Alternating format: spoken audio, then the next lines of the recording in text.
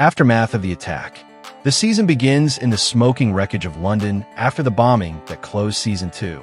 Emergency sirens wail, civilians flee in panic, and cameras broadcast the devastation worldwide. Kate, covered in dust and blood, stumbles from the blast site and frantically searches for Hal. She finds him injured but alive. Their relief is short-lived as the British Home Office immediately brands the attack an act of Russian aggression. News outlets ignite with speculation, creating an international crisis within hours. Kate is thrust into non-stop meetings with British intelligence, MI6, and CIA representatives. Preliminary evidence links the bombing to a rogue Russian-backed separatist cell in Eastern Europe. However, Kate notices inconsistencies. The explosives used are of Western design. While others push the Russian narrative, she begins to suspect a cover-up. Her diplomatic instincts tell her the truth lies elsewhere, but time is against her as the UK demands NATO retaliation. While recovering from his injuries, Hal confides in Kate that he had been digging into the Prime Minister's private deals. He hints that the PM was negotiating secret arms contracts with a British defense contractor before the bombing. Hal suspects the attack may have been staged to cover up corruption. Kate is furious at his secrecy, but intrigued by the lead.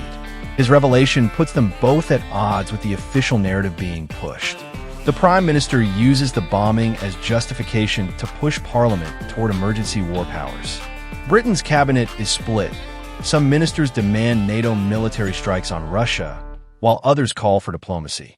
In Washington, the president calls Kate directly, insisting she ensure Britain doesn't fracture NATO unity. Kate is caught between two superpowers, forced to either support war escalation or quietly resist to buy time for the truth. Kate learns from her aide steward that CIA intelligence briefings don't align with MI6 reports. A senior CIA deputy appears to be manipulating the narrative. When Kate confronts him, he dismisses her suspicions, but his evasive answers confirm her fears. Washington may have known about the attack before it happened. The possibility of CIA cover-up shakes her faith in her own government. A young whistleblower from within Parliament secretly approaches Kate, delivering leaked documents that tie the Prime Minister's office to an illicit weapons deal routed through Eastern Europe. The deal is linked to the same explosives used in the bombing. The whistleblower warns Kate that exposing this could bring down the government. Now Kate must decide whether to reveal the truth or protect stability in Britain, knowing that either choice will have global repercussions. Russia capitalizes on the chaos, flooding social media with disinformation and escalating cyber attacks on Britain's infrastructure. Kate meets with a Russian diplomat in a tense, shadowy encounter. He slyly suggests that Russia didn't carry out the attack, but that someone inside your house is responsible. Kate must decide whether this is genuine intelligence or Russian manipulation designed to deepen NATO's distrust. Kate and Hal's marriage comes under extreme pressure. Hal wants to blow the whistle on the Prime Minister's corruption immediately, regardless of consequences. Kate insists they must proceed cautiously to prevent war. Their constant disagreements bleed into their professional work. Meanwhile, gossip about their fractured relationship circulates within diplomatic circles, weakening Kate's credibility. Kate travels to Paris for an emergency NATO assembly. During secret talks, she learns from French intelligence that they've been running a covert operation in Eastern Europe, infiltrating the same separatist groups blamed for the bombing. The French minister hints that one of their assets may have uncovered something explosive about the real perpetrators.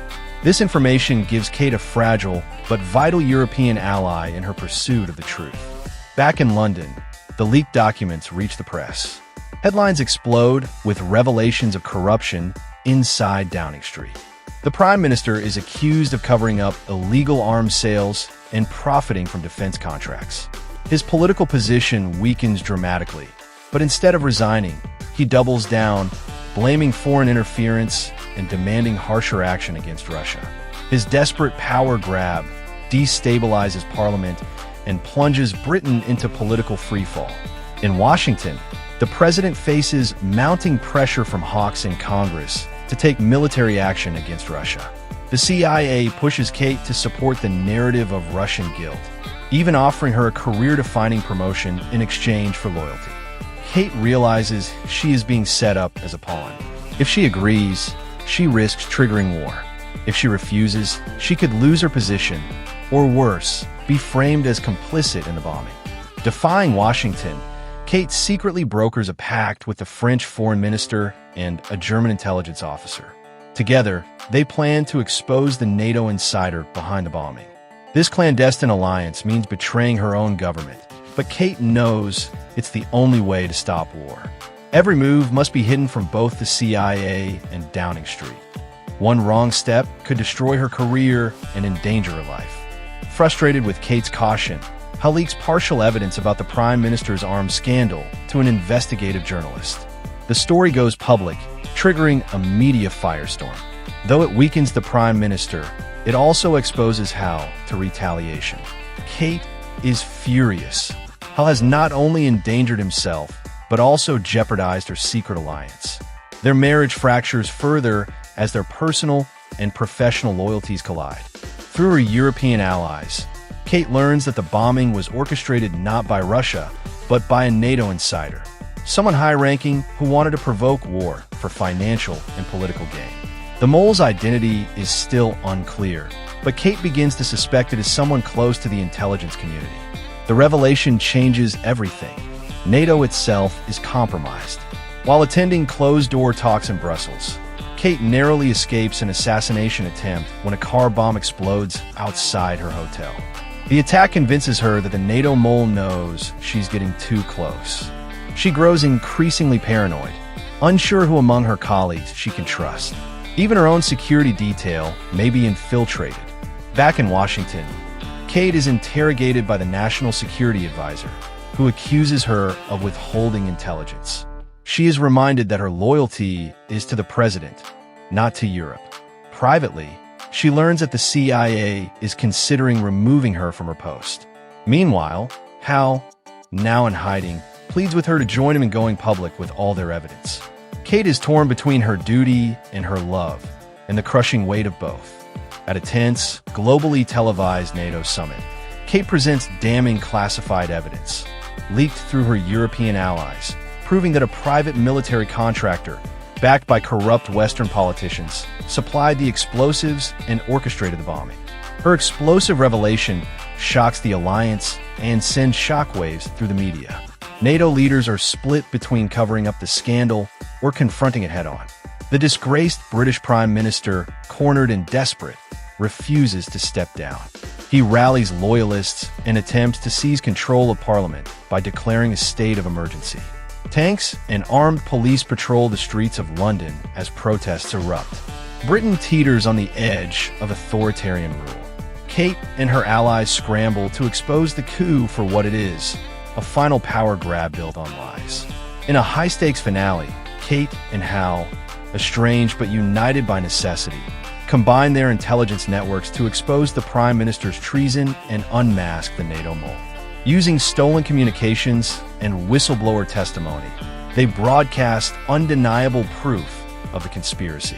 The coup unravels in real time as Parliament revolts against the PM.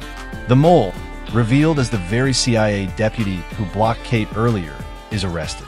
The Prime Minister resigns in disgrace. The NATO mole is extradited to The Hague, and Britain narrowly avoids civil collapse. But victory is bittersweet. Kate is hailed as a hero in Europe, but viewed with suspicion in Washington, her career hanging by a thread. Hal disappears into self-imposed exile, leaving their marriage in ruins. In the closing scene, Kate receives a classified call from the White House. She is being considered for the post of National Security Advisor, a role even more dangerous and politically volatile than her ambassadorship. The screen cuts to black, leaving her decision a mystery.